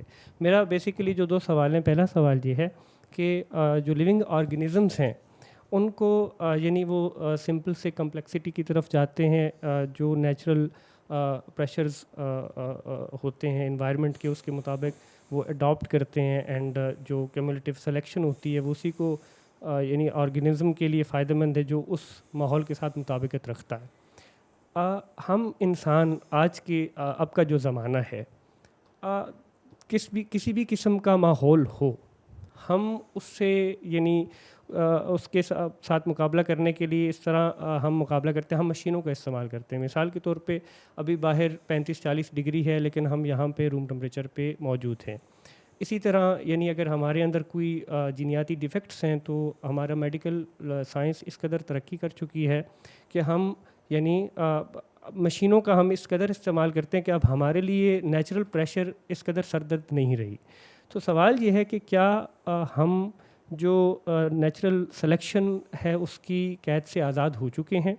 اور دوسرا سوال میرا یہ ہے، نیچرلی امنگ اگر ہم میملز دیکھیں تو جو ایک سلیکشن کا پریشر ہے امنگ یعنی آپ میٹس، وہ جو پریفرنس ہیں، جو چیزیں میٹر کرتی ہیں وہ آپ کی یعنی فزیکل اپیئرنس ہے، یعنی دا ادر پرسن یعنی میل جو ہے وہ کتنا اسٹرانگ ہے، اس کے فزیکل فیچرز کتنے ہیں، اینڈ یعنی انٹیلیجنس کا اس میں کوئی عمل دخل نہیں ہے، کیونکہ یعنی سروائیول کے لیے یس انٹیلیجنس از ریکوائرڈ، لیکن اگر جو میل ہے وہ اسٹرانگ ہے اینڈ تو اس کا مطلب ہے وہ زیادہ خوراک گیدر کر سکتا ہے، اس کے فزیکل فیچرز اگر نمایاں ہیں تو اگلی نسل جو ہے اس کی سلیکشن کے لیے بھی وہ فیچرز فائدہ مند ہوں گے. تو دوسرا سوال میرا یہ ہے کہ دو آپ نے کر لی، دو کر لی. اوکے، لیکن these are very good 2 questions. Okay, thank you. ہاں دیکھیں، اب ہمیں ضرورت نہیں ہے of lungs that can take 10 minutes under water نا. اب آپ کو مارکیٹ تک جانا ہوتا بس، جس کا مطلب یہ کہ ہماری ضروریات اب بدل گئی ہیں. اب سروائیول کے لیے جو شرائط پہلے تھیں وہ اب نہیں رہیں. تو کیا ارتقائی عمل رک گیا ہے یا بدل گیا ہے؟ ہاں بدل گیا ہے. اب انسان ارتقاء کی سمت خود طے کر رہا ہے. اب ہم دیکھیں، کوئی بچہ پیدا ہوتا ہے جو 1 kg کا ہے، نارملی تو مر جاتا، اس کے لیے ہم نے انکیوبیٹر رکھا ہوا ہے. ہر ہسپتال میں جو انڈر ویٹ بچے ہیں ان کے لیے، ان کو بچانے کے لیے آپ نے یہ رکھا ہے. اگر قدرتی عمل ہوتا تو اس کو تو جانے دیا جاتا، اس کو آپ بچا بھی نہیں سکتے. لہٰذا اب ایوولوشن اس طریقے سے نہیں ہوگا. Now it will be guided evolution. And ٹھیک ہے، جانوروں میں اسی طرح سے ہوگا، لیکن ایک ایسے ماحول میں جو انسان طے کرتے ہیں ان کے لیے. ہم نے تو پوری کی پوری نسلیں مٹا دی جانداروں کی. کہیں جو شیر ہوتے تھے مرگلہ میں وہ ہم نے مارے نا، انسانوں نے مارے. تو evolution's direction is now being guided by you. یہ کس سمت جائے گا؟ آئی ڈونٹ، یہ تو وقت ہی بتائے گا. کیا ایک ایسا وقت آئے گا جب ہم اپنی انٹیلیجنس، اب دیکھیں پہلے تو جسمانی طاقت کی بات تھی نا، کہ جو جتنا لمبا قداور ہٹا کٹا ہوتا تھا اس کی زیادہ قدر ہوا کرتی تھی, وہ اس کی مانگ بھی زیادہ ہوتی تھی. لیکن اب بدل گیا ہے. Now we look for different qualities in people. تو آپ کا جو دوسرا سوال تھا نا کہ who is preferred as a mate, تو پہلے ایک زمانہ تھا جب لڑکیاں اس طرح کے لڑکوں کو پسند کرتی تھیں کہ جو بہت طاقتور ہیں, جسمانی ہٹے کٹے ہیں, جو بھی. Now it's different. اب آپ دیکھیں گے جو ماڈلز ہمارے سامنے آ رہے ہیں of attractive people of the other side, of the other sex, آپ بتا دیجئے کہ ان کی کیا صفتیں ہیں. وہ ماڈلز ہمارے بنائے ہوئے ہیں, یعنی کہ ہمارے میڈیا کے بنائے ہوئے ہیں, اور میڈیا میں کون ہے؟ آپ اور میں ہی ہیں, اور کون. سو the choice of partner has also changed, and this is saying that evolution is now being guided by us. سر ایک چھوٹا سا کوشچن ہے. یہ ڈارون کی ارتقاء کے بارے میں بات ہوئی اور فزکس نے اس کو پروف کیا ہے, تو اس کا جو دوسرا سائڈ اختتام ہے, اس کے بارے میں ڈارون نے کیا بات کی ہے اور فزکس اس کو کیسے سپورٹ کرتی ہے؟ مطلب یہ اختتام بھی تو ہوگا سر, یہ ایوولوشن چل رہا ہے نا, اور ابھی اختتام کس اینڈ کا, یہ لائف کا اینڈ جو ہے. نہیں, اس کا کوئی اختتام نہیں. کیوں اختتام ہے؟ جب تک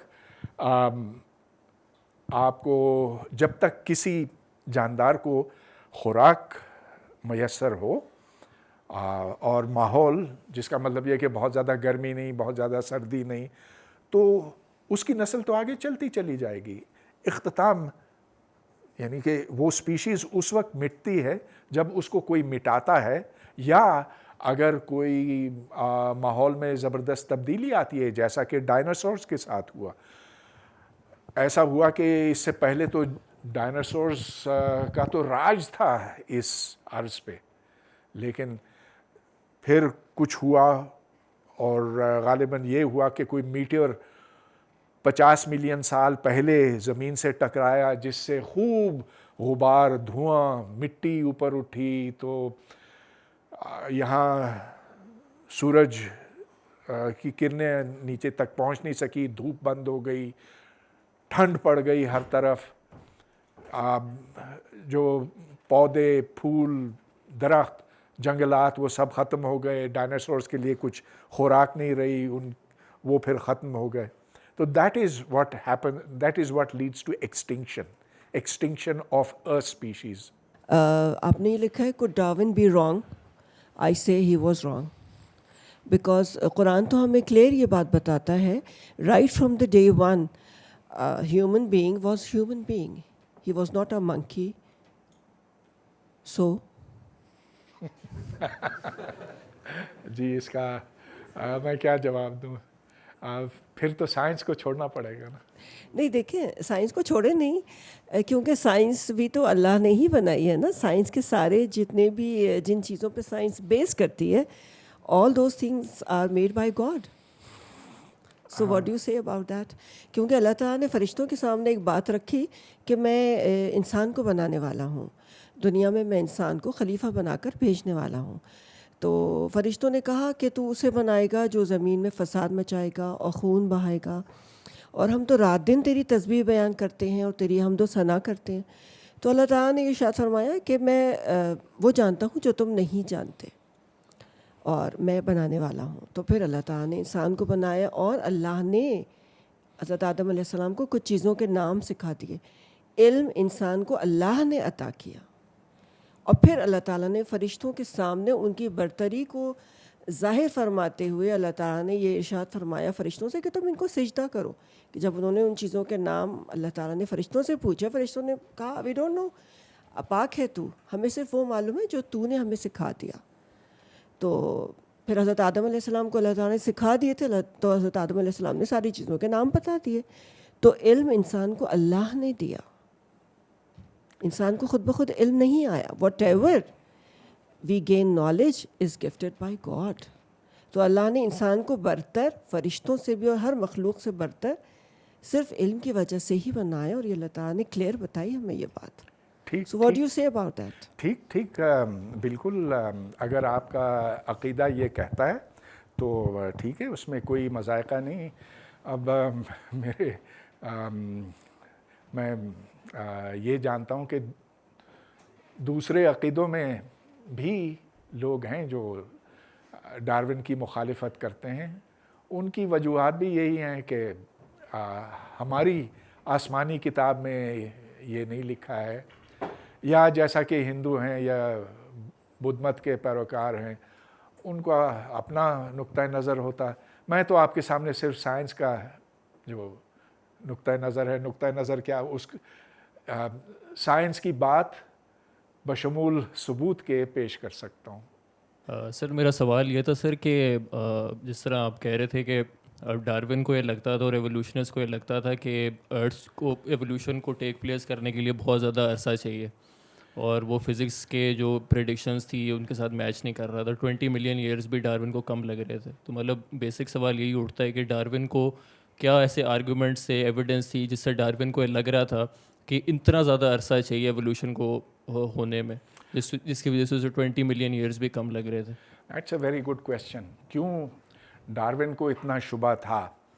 تو ڈارون نے یہ اپنے ایکسپیڈیشن میں، HMS بیگل والے ایکسپیڈیشن میں یہ دیکھا کہ کتنی ساری تہیں ہیں، ہر تہہ کو پہچانا جا سکتا ہے اس کے فاسلز کو دیکھ کر، لیکن ظاہر ہے اس میں کوئی ٹائم سکیل تو نہیں تھا. تو یہ ٹائم سکیل کہیں اور سے آیا. یہ آپ دیکھ سکتے ہیں کہ اگر مٹی کا ڈھیر آپ رکھیں ادھر باہر، دا بلیک ہول کے باہر آپ رکھیں برسات میں، تو وہ کتنی جلدی بہہ جائے گا. چلو ادھر پتھر رکھو تو وہ رہے گا ادھر، لیکن وہ تو پھر بہت کم وقت کے لیے ہوا نا. پھر پہاڑوں کی طرف دیکھنا ہوگا کہ یہ پہاڑ، ان پہاڑوں سے مٹی کس رفتار سے نیچے آتی ہے. اگر آپ اس کا اندازہ آپ یوں لگا سکتے ہیں کہ دیکھیں کہ نالے کتنی جلدی بھرتے ہیں پتھر اور مٹی سے. تو اس کا اندازہ لگانا اتنا مشکل کام نہیں کہ اگر آپ دیکھیں کہ سال کے اندر اتنا سارا مٹیریل نیچے آیا ہے، تو پھر آپ یہ جان سکتے ہیں کہ یہ پہاڑ زیادہ سے زیادہ اتنے ملین سال پرانا ہو سکتا. گویا کہ ریٹ آف ایروژن سے آپ کو ایک ٹائم سکیل ملتا ہے جو ایکوریٹ نہیں ہے، لیکن جس سے آپ کو پتہ چل جاتا ہے کہ یہ پہاڑ کچھ وقت کے بعد ختم ہو جائے گا. یہ جو ہمارے مرگلہ کے پہاڑ ہیں یہ تو 20-40 ملین سال پرانے ہیں. اب یہ میں نے بھی کچھ وقت ہی پہلے پڑھا تھا کہ اگر ایک 4 کلومیٹر کا پہاڑ ہو تو 20 ملین سال کے اندر اس کی اونچائی آدھی ہو جائے گی، پھر مزید 20 ملین سال کے بعد آدھی، اور پھر ایسے ایسے. So that gives you a time scale. اور ڈارون نے یہ کہا کہ اگر یہ صرف چند ملین سال ہیں تو پھر تو میری تھیوری کا بیڑا غرق ہو جائے گا. تو وہ بہت پریشان تھا اس وجہ سے.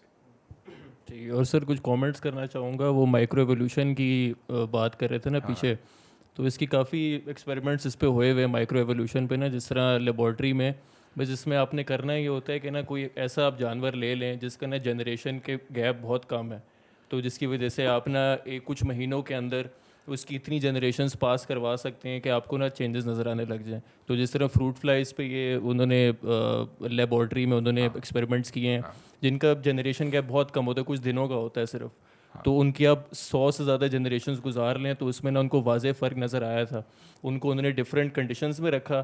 شروع میں وہ ساری فروٹ فلائز سیم تھیں، کچھ کو زیادہ ٹیمپریچر دیا، کچھ کو کم دیا، کچھ کو کچھ زیادہ خوراک دی، کچھ کسی کو کم دی، اور بہت ساری جنریشنز گزرنے کے بعد ان کو واضح فرق نظر آیا کہ جن کا جو انوائرمنٹ تھا اس کے حساب سے ویسی ان کے اندر چینجز آئے. تو اس سے ایولیوشن پروو ہو گئی. اور بھی بیکٹیریا کیا چیز कोविड-19 भी है, लेकिन वो थोड़ी ज़्यादा टेंजिबल सी चीज़ है ना, फ्रूट फ्लाई बैक्टीरिया फिर भी थोड़ा सा इस तरह की चीज़ है. That's a very good point.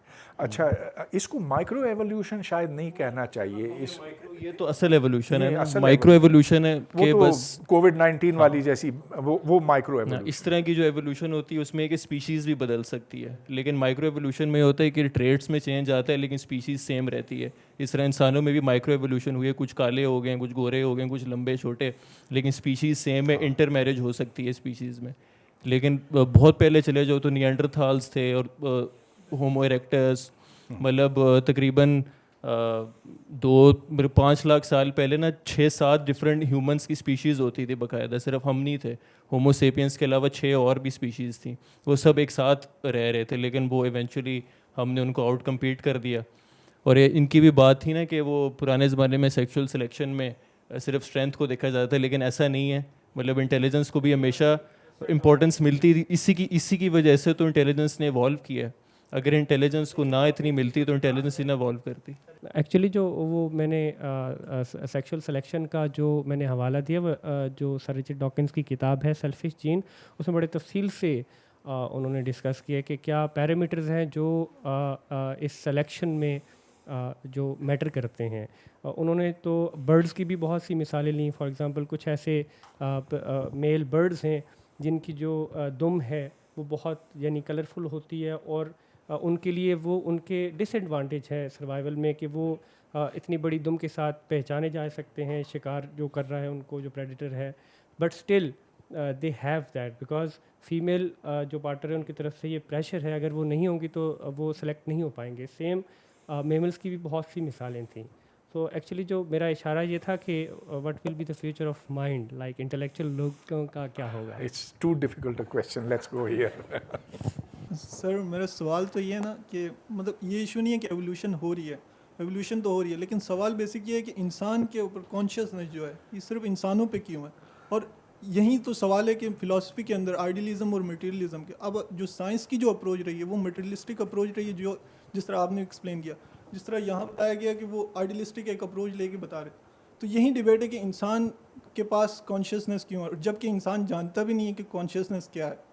मौजूदा दौर में कोशिश कर रहे हैं न्यूरल नेटवर्क्स एलॉन मस्क जिस तरह चला रहे हैं, और जिस तरह इन भाई ने कहा कि जो एवोल्यूशन आपने कहा कि गाइडेड बाय ह्यूमंस होती है, तो आने वाले वक्तों में आर्टिफिशियल इंटेलिजेंस जब इवॉल्व होगी, इंसान जब जानने लगेगा कॉन्शियस, तो एवोल्यूशन तो गाइडेड ह्यूमन तो नहीं होगी, वो तो पावर जाएगी आर्टिफिशियल इंटेलिजेंस के पास.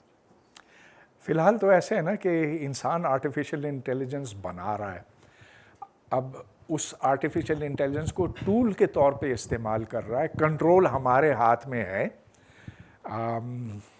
अगर हमारे हाथ से वो चीज़ निकल गई और अगर आर्टिफिशियल इंटेलिजेंस उस पर हावी हो गया, वो फिर ख़तरा बनेगा. तो उससे स्टीवन हॉकिंग्स और बहुत से और लोग बहुत परेशान रहे हैं. So that's another matter, but we'll talk about that some other time.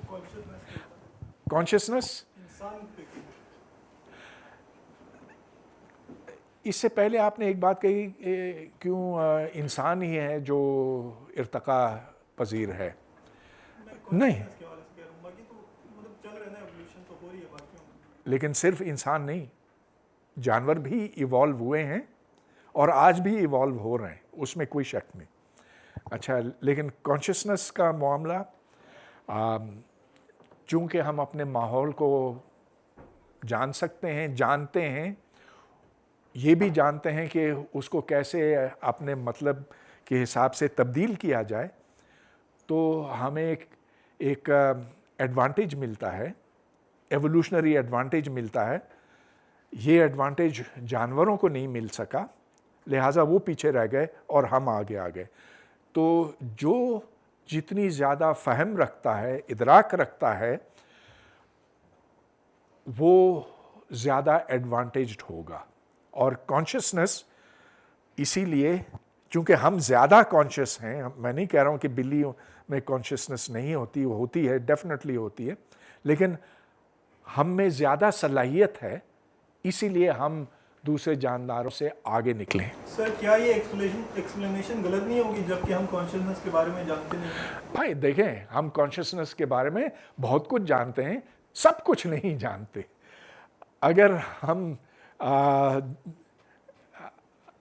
हमने इतना कुछ जान लिया है अपने माहौल के बारे में, कुदरत के बारे में, कुदरत के कवानीन इस तरह से हमने ढूंढ निकाले कि अब वो हम अपने मतलब के लिए इस्तेमाल कर सकते हैं, तो ये कॉन्शियसनेस के बगैर मुमकिन ना होता. अब ये है कि आप मुझसे पूछ रहे हैं कि डिफाइन कॉन्शियसनेस, अब उसकी डेफिनेशंस बहुत सी हैं.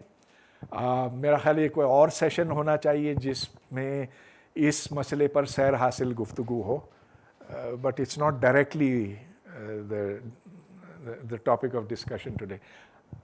जी, मैं ये इनके सवाल को लेके मैं थोड़ा सा सिंप्लीफाई करने की कोशिश करके जानने की कोशिश करता हूँ आपसे कि ऐसा फिर क्यों है कि इंसान और जानवर ख़तरे में एक तरह बिहेव करते हैं, एक ही बिहेवियर होता है, ऐसा क्यों है?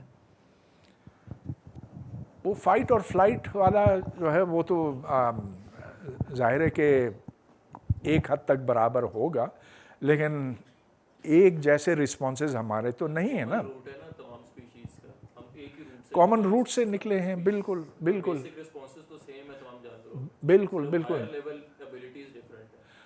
जी, बिल्कुल सही, बिल्कुल सही. देखें, आपके रिफ्लेक्सेस टेस्ट करने के लिए डॉक्टर इधर घुटने पर एक टैप करता है, और मेरा भी ऐसा ही होगा जैसा कि किसी और इंसान का, लेकिन जानवर का भी इसी तरह का रिफ्लेक्स हो सकता है. तो ये वो चीज़ें हैं जो हमें विरसे में मिली हैं, लेकिन जो खोपड़ी है ना, ये बंदर से बिल्कुल मुख्तलिफ नहीं है, लेकिन बंदर से बहुत ज़्यादा एडवांस्ड है. तो मॉडल बेहतर है हमारा, है वही 4 पहिए वाली गाड़ी, लेकिन मॉडल हमारा बहुत बेहतर है, इंजन बहुत बेहतर है. सर मेरा सवाल है फ्यूचर ऑफ एवोल्यूशन से रिलेटेड.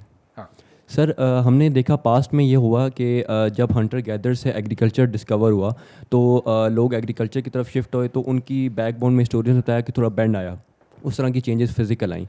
लेकिन अब हम एक अर्बन सेटिंग में रह रहे हैं और अभी फिजिकल एवोल्यूशन का उस स्केल पे नहीं लगता कि कुछ होगा. अब हमारी बॉडी उस हिसाब से ठीक है, लेकिन क्योंकि इंसान ने अब पढ़ना लिखना शुरू कर दिया, दिमाग पे जोर डालना शुरू कर दिया है, तो क्या ऐसा होगा कि कुछ मिलियन साल में फ्यूचर में हमारी इंटेलिजेंस सुपर इंटेलिजेंस में इवॉल्व होना शुरू हो जाए? कुछ मिलियन साल का तो मैं इतनी दूर तक तो मैं देख नहीं सकता, लेकिन हाँ, वक्त के साथ हमारी इंटेलिजेंस बढ़ेगी, और वो इसलिए भी कि अब हम ज़्यादा सोचने पर मजबूर हुए हैं.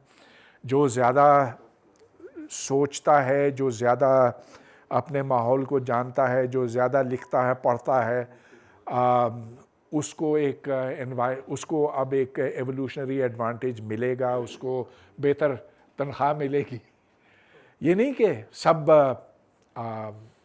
एक जैसे हो जाएं, लेकिन इसके अंदर जो ग्रेडेशंस हैं, अब जो चैलेंजेस हैं, वो मुख्तलिफ नौइयत के हैं.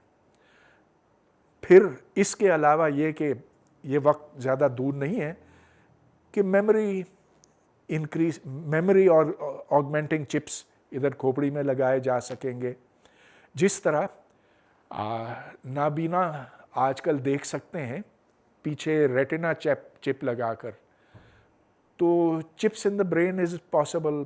आर्टिफिशियल इंटेलिजेंस जिसका जिक्र हुआ है, उसका जब भरपूर इस्तेमाल होगा तब हमारी इंटेलिजेंस में यूं इजाफा हो सकता है. तो इंटेलिजेंस एक ऐसी चीज़ है जो बढ़ेगी वक्त के साथ. यस डॉक्टर साहब, अभी ऑनलाइन क्वेश्चंस लेते हैं. एहसन हयात साहब हैं, उन्होंने कहा है कि Y there is hesitation in accepting it as a theory, और साथ ही उन्होंने कमेंट भी दिया है कि theory is not taken as a random that, theory means a complete mental explanation of reality that coincides a particular phenomena in reality. हाँ, तो देखिए, मैं पहले भी ये कह चुका हूँ कि थ्योरी को आप नज़रिया ना समझें. थ्योरी एक बड़ी ग्रैंड चीज़ है. अगर आप इतना सारा डेटा को समझ सकते हैं चंद कुलियों की बुनियाद पर, चंद मफरूज़ों की बुनियाद पर, तो फिर ये उनकी सच्चाई की तरफ आपको ले जाता है। अगर लाखों किस्म के जानदार, अगर उनका एक ही रूट साबित किया जा सके, तो this you have then established A connection between diverse things. और साइंस का आखिर यही मकसद है कि सिर्फ चंद उसूलों की बिना पर अगर आप बहुत कुछ समझ सकते हैं तो फिर ये आपकी कामयाबी समझी जाती है। Second question. अच्छा, एक तो ज़रूर ये सवाल किया जा सकता है कि क्या वो चीज़ है जो एवोल्यूशन को झुटलाएगी, ये साबित करेगी कि एवोल्यूशन झूठ है। तो आज मैंने एक मसले की तरफ इशारा किया, उसकी निशानदेही की। The earth may not have been old enough, लेकिन जैसा कि अब हमें पता चला है वो एतराज़ अब दूर हो गया है, और एतराज़ात अगर हों तो आने दें, उनको भी साइंसी अंदाज में देखा जाएगा। सेकंड क्वेश्चन मुस्लिम हुसैन साहब की तरफ से, उनका है कि how was the first cell developed? ये तो आपको किसी बहुत बड़े सेल बायोलॉजिस्ट से पूछना होगा, लेकिन देखें मुख्तसर ये कि जो शुरू के सादा जानदार थे प्रोकैरियोट्स, उनमें तो ये नहीं था। जो यूकैरियोट्स हैं उनमें फिर सेल, उससे ऊपर जो हैं उनमें सेल्स आए। सेल के लिए ज़रूरी है कि जो डीएनए है, डीएनए से पहले आरएनए की ज़रूरत थी। तो आरएनए कैसे बना? आरएनए के लिए आपको प्रोटीन्स की ज़रूरत है। प्रोटीन्स कैसे बने? प्रोटीन्स एमिनो एसिड से बने। लेकिन किस ख़ास अमल से ये गुज़रा, इसके लिए तो आपको बहुत स्पेशलाइज्ड टेक्स्ट देखना होगा। लेकिन ये देखें पहला सेल, अच्छा, अब सेल्स आप सिंथेसाइज कर सकते हैं लैब में। गोया कि ये कोई ऐसी चीज़ नहीं है जो हमारी समझ से बाहर की है, मगर इसके एग्जैक्ट प्रोसीडियर्स क्या होने चाहिए, इसके लिए स्पेशलिस्ट से रुजू करना। Third question from Mubashir Saeed. How is the denial of scientific facts like evolution even among the so-called learned parts of a society, and how will this affect the future of science in Pakistan? भाई, पाकिस्तान में science ने तो कोई कमाल नहीं दिखाया। तो whatever we do or don't do doesn't affect the direction of science. लेकिन ये है कि जब तक हम इनकार करते रहेंगे तो फिर साइंस के रास्ते पर चलना भी ज़्यादा मुश्किल होगा। हमने अगर एवोल्यूशन से इनकार किया तो फिर बायोलॉजी समझना बड़ा मुश्किल होता। अगर हम इस बात पर मुसर रहें कि जो हमें बताया गया है कि ज़मीन के गिर्द हर चीज़ घूमती है, जैसा कि हमारे बहुत से मौलाना समझते हैं, तो फिर छोड़ दीजिए साइंस को। फिर जो साइंस के कमालात हैं, टेक्नोलॉजी के कमालात हैं, उनका आप इस्तेमाल करते रहें। IMF से आप जाके कर्ज़े लेते रहें, मज़े की चीज़ें ख़रीदते रहें। तो ये पहले भी था, अब भी है, कुछ वक्त के लिए ऐसा रहेगा भी। लास्ट 2 questions हैं। सैयद हामिदुद्दीन साहब कह रहे हैं, do you think radio activity helped in evolution in the early years? अच्छा, in the sense of creating mutations, may be not. देखें, म्यूटेशंस तो बहुत सी मुख्तलिफ वजूहात इसके पीछे हो सकती हैं। कॉस्मिक रेज, जो रेडिएशन, जो रेडियो एक्टिविटी नहीं है, लेकिन cosmic rays are a very important reason for why mutations happen. लेकिन इसके अलावा बहुत गर्मी, बहुत सर्दी, एनवायरमेंटल हालात वो भी म्यूटेशंस का सबब हैं. रेडियो एक्टिविटी है लेकिन वो बहुत से असबाब में से एक है. हमजा खान साहब कह रहे हैं another challenge faced by the theory of evolution was from the concept of altruism. Can you elaborate on that please? हाँ देखें, लोग बाज़ दफ़ा नेचुरल सिलेक्शन को कहते हैं it is survival of the fittest, और एल्ट्रुइज़म का ये कहना है कि पीपल आर सेल्फलेस. तो ये सोशल डार्विनिज़म के कॉन्टेक्स्ट में है.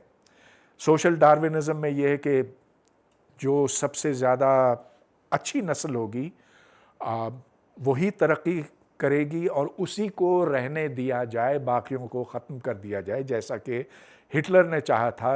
उसने जिप्सीज़ और यहूदियों का कला कमा किया था. That and Hitler believed in social डार्विनिज़म, not altruism.